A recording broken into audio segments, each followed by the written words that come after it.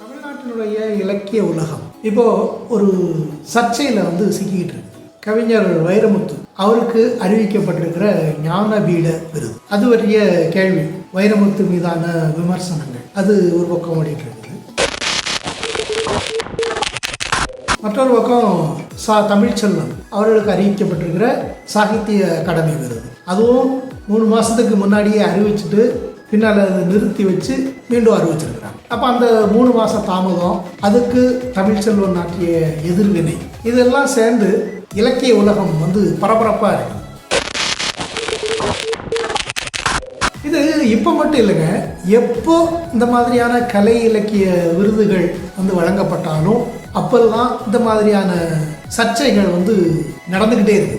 எல்லாரும் ஏற்றுக்கிற மாதிரியான விருது அப்படிங்கிறது இதுவரைக்கும் நடந்திருக்காண்டே தெரியல, எப்போதும் சர்ச்சையாகவே இருந்தது. இது ஒரு தகுதி, திறமை, இந்த அடிப்படையிலான விமர்சனங்கள், சர்ச்சைகள் மட்டும்தானா அப்படின்னா அதில் அப்படிலாம் இல்லைங்க. அதை தாண்டி இதுக்கு பின்னால் ஒரு நுட்பமான அரசியல் செயல்படுது. அதை பற்றி தான் இன்னைக்கு நம்ம பார்க்க போகிறோம். புதுசாக பார்க்குற எல்லாரும் சப்ஸ்கிரைப் பண்ணுங்கள் அப்படின்னு சொல்லி கேட்டுக்கிறேன். இந்த பதிவு உங்களுக்கு பிடிக்கும் அப்படின்னு சொல்லி நான் நம்புகிறேன். அதனால் நீங்கள் லைக் பண்ணிடுவீங்க. ஆனால் உங்கள் நண்பர்கள், தெரிஞ்சவங்க, அவங்களுக்கும் இது போய் சேரணும் அப்படிங்கிற அடிப்படையில் இதை ஷேர் பண்ணுங்கள். மறந்துடாமல் உங்களுடைய கருத்து என்ன மாதிரி இருந்தாலும் அதை கமெண்டில் தெரிவிங்க. நம்ம தொடர்ந்து அதை உரையாடலுக்கு உட்படுத்தலாம்.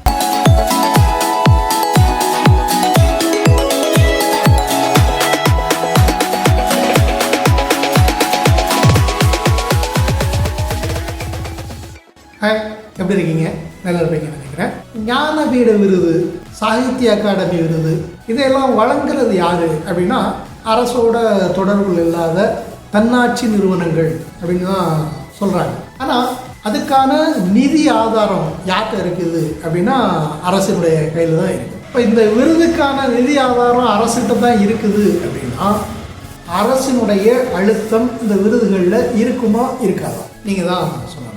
அந்த அடிப்படையில் 2025க்கான சாகித்ய அகாடமி விருது, இது 3 மாதத்துக்கு முன்னாடியே அறிவிச்சிட்டாங்க அப்படின்னா அதிகாரப்பூர்வமாக வரல. அறிவிக்க இருந்த கடைசி நேரத்தில் ஒன்றிய அரசு அதை தடுத்து நிறுத்துச்சு. சரியாக சொல்லணும் அப்படின்னா ப்ரெஸ் மீட் கூட்டி அறிவிக்கிறதுக்கு 1 மணி நேரத்துக்கு முன்னாடி அந்த நிகழ்ச்சியை நிறுத்துனாங்க. அந்த விருது பட்டியலை ஹோல்ட் பண்ணி வச்சாங்க. ஆனால் அது பத்திரிகையில் வெளில கசிஞ்சிருச்சு.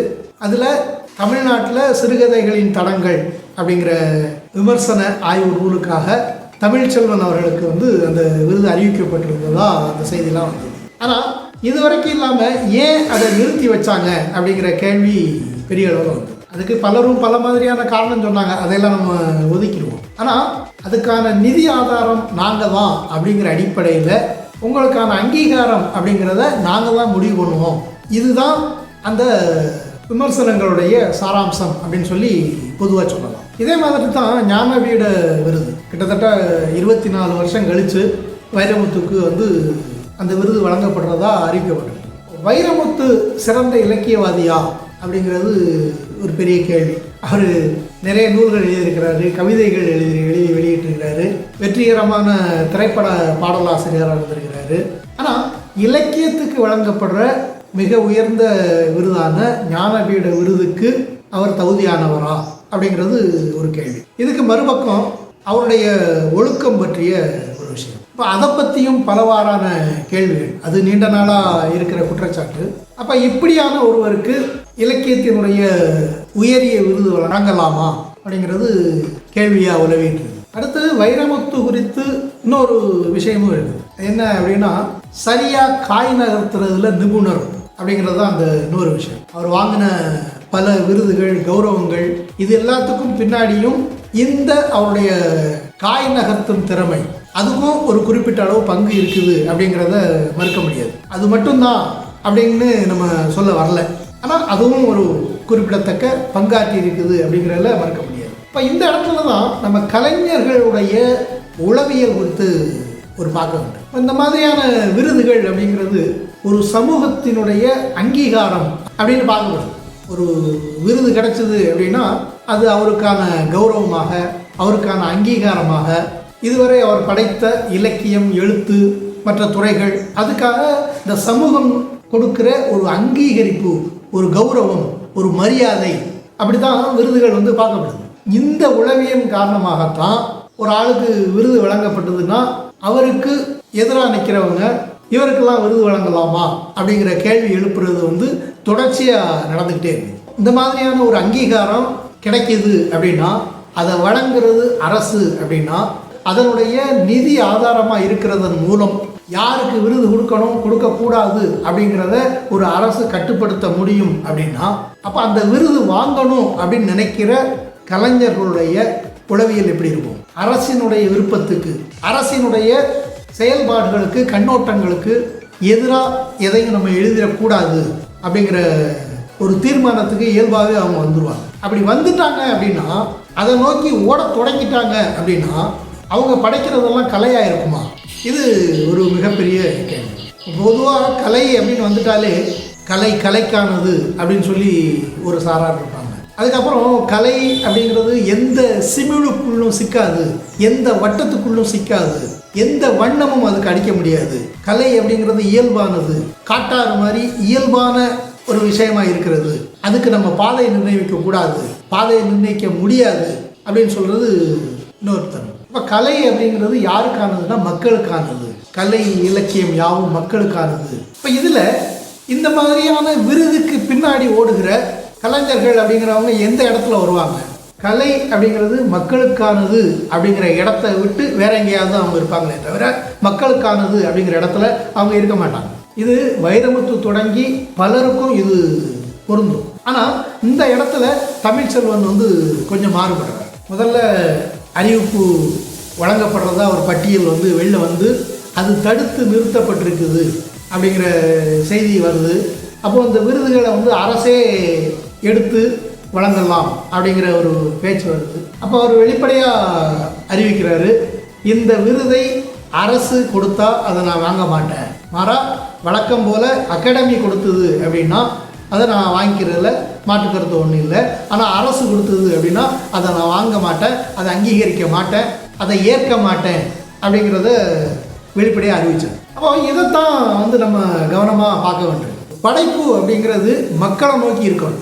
அரசை நோக்கி, விருதை நோக்கி நகர்ந்தாங்க அப்படின்னா அவங்க மக்களுக்கான இடத்துல இருந்து விலகிட்டாங்க அப்படிங்கிறது தான் அதனுடைய பொருளாக இருக்கும். இதையே நம்ம மார்க்சிய அடிப்படையில் பார்த்தோம் அப்படின்னா கலைஞனும் கலையும் வேற வேற இல்லை. ஒரு கலைஞன் புகழப்படுகிறான், ஒரு ஐக்கான் மாதிரி அவன் கொண்டாடப்படுறான் அப்படின்னா அதனுடைய பொருள் அவன் முன்னுதாரணமாக இருக்கிறான் அப்படின்னு அர்த்தம். அப்போ முன்னுதாரணமாக இருக்கிறவங்க தங்களுடைய வாழ்க்கையில் கலை வேற வாழ்க்கை வேற அப்படின்னு சொல்லி பிரித்து வச்சிருக்க முடியுமா அப்படின்னா அப்படி இருக்க முடியாது. ஒரு கலைப்படைப்பு அப்படின்னு வரும்போது தான் கண்ட, கேட்ட, உணர்ந்தவற்றை எவ்வளவு நேர்மையாக அவன் பதிவு செய்கிறானோ அதே நேர்மை அவனுடைய வாழ்விலும் இருக்கணும். அப்போது கலை அப்படிங்கிறதும் அவனுடைய வாழ்க்கை அப்படிங்கிறதும் ஒருங்கிணைஞ்சு இருக்கும்போது தான் அவன் ஐக்கான் மாதிரி ஒரு முன்னுதாரணமாக காட்டப்படுறதுக்கான முழுமையான வடிவம் அங்கே வரும். கலைங்கிற அடிப்படையில் மக்களுக்கு நான் முன்னுதாரணமாக இருப்பேன், ஆனால் சொந்த வாழ்க்கையில் நான் எப்படி வேணாலும் இருந்துக்கிடுவேன் அப்படின்னு சொன்னால் அது அறம் சார்ந்ததாக இருக்க முடியாது. ஒரு கலைஞன் அப்படி இருக்க மாட்டான், அப்படி இருக்கக்கூடாது.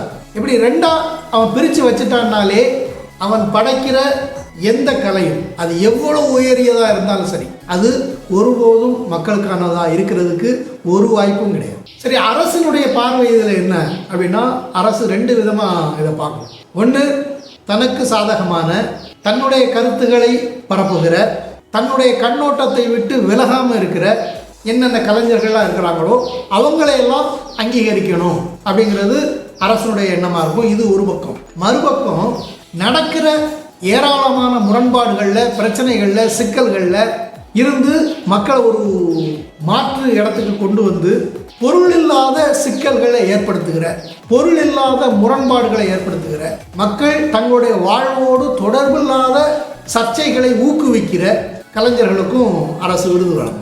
அரசு ஒரு கலைஞரை விருதுக்காக தேர்ந்தெடுக்குது அப்படின்னா அது இந்த ரெண்டு அடிப்படையில் தான் இருக்கும். தவிர்க்கவியலாமல் சில போதுகளில் மாற்று கலைஞர்கள் தேர்ந்தெடுக்கப்படுறதுக்கு வாய்ப்பு இருக்குது. இது எதுலையும் ஆட்படாமல் ஒரு கலைஞன் தனக்கும் தன்னுடைய வாழ்க்கைக்கும் தன்னுடைய சமூகத்துக்கும் நேர்மையாக மக்களுக்கான கருத்துக்களை சொல்லணும். ஒரு படைப்பு அப்படின்னா அது மக்களுடைய தளத்திலிருந்து அரசை நோக்கி, அதிகாரத்தை நோக்கி கேள்வி எழுப்புறதா இருக்கணும். அதுதான் ஒரு சிறந்த படைப்பு அப்படிங்கிறது தான் இதிலிருந்து நாம் வரக்கூடிய முடிவாக இருக்கு. இந்த இடத்துல ஒரு சின்ன விஷயத்தை மட்டும் சொல்றது பொருத்தமாக இருக்கும்னு நினைக்கிறேன்.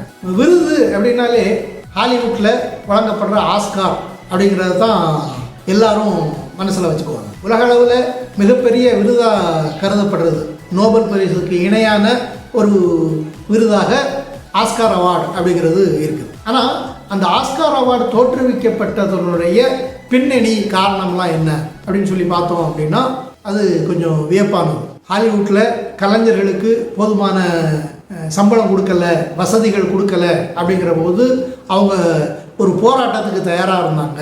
அப்போ அந்த போராட்டத்திலிருந்து அவங்கள திசை திருப்பணும் அப்படிங்கிறதுக்காகத்தான் ஆஸ்கார் அப்படிங்கிற விருது வழங்குகிற நிகழ்ச்சியே அவங்க தொடங்கினாங்க.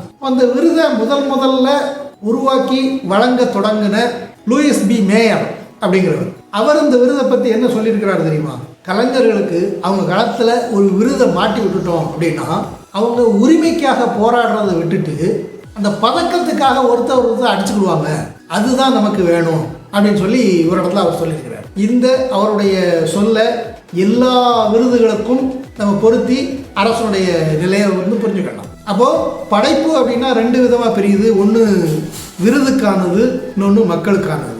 விருதுகள் 1000 பேருக்கு 1000 விருதுகளை வழங்கப்பட்டிருக்கலாம். ஆனால் அவங்களெல்லாம் மக்கள் மனதில் நிற்பாங்களா அப்படின்னா அது ஒரு கேள்விக்குறி. இப்போ இதுக்கெல்லாம் அப்பாற்பட்டு மக்களுடைய கலைஞனா ஒரு கலைஞன் இருக்க முடியுமா அப்படின்னா இருக்க முடியும்.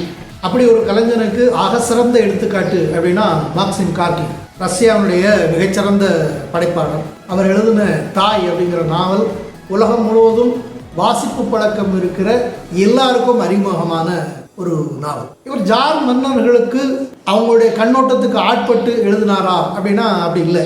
மக்களுக்காக எந்த வித அதிகார மிரட்டலையும் அடக்குமுறைகளையும் அஞ்சாம எதிர்த்து நின்று அவருடைய படைப்புகளை வெளிக்கொண்டு வந்தார். மக்களுக்கான படைப்புகளாக அது இருந்தது. அதனால உலகம் முழுவதும் மக்களால் கொண்டாடப்படுற ஒரு கலைஞனா மாக்சிம் கார்கி இருக்கிறாங்க. அதிகாரத்துக்காக தன்னுடைய பேனா ஒருபோதும் வளையாது அப்படின்னு சொல்லி நிமிர்ந்து நின்ன அந்த பேனா வழங்கின தாய் மாதிரியான படைப்புகள் ஒரு புரட்சிக்கே துணையாக இருந்தது அப்படிங்கிறது தான் நம்ம பார்க்குறோம். மாக்சிம் கார்கி மாதிரியான பல கலைஞர்கள் இருந்திருக்கிறாங்க. அவங்கெல்லாம் ஒருபோதும் அரசு வழங்குகிற விருதுகளுக்கு பின்னால் போனதே கிடையாது. அதனால தான் அவங்க மக்கள் மனசில் இருந்தாங்க. இப்போ மக்கள் மனசில் இருக்கணும் அப்படின்னு நினைக்கிற எந்த கலைஞனும் அரசு விதிக்கிற எந்த கோட்டுக்கும் அடிபணிய மாட்டான். அவர்கள் விருதுகளுக்கு பின்னால் ஓட மாட்டாங்க. மக்களுடைய மனங்களை நாடி எழுதுவாங்க.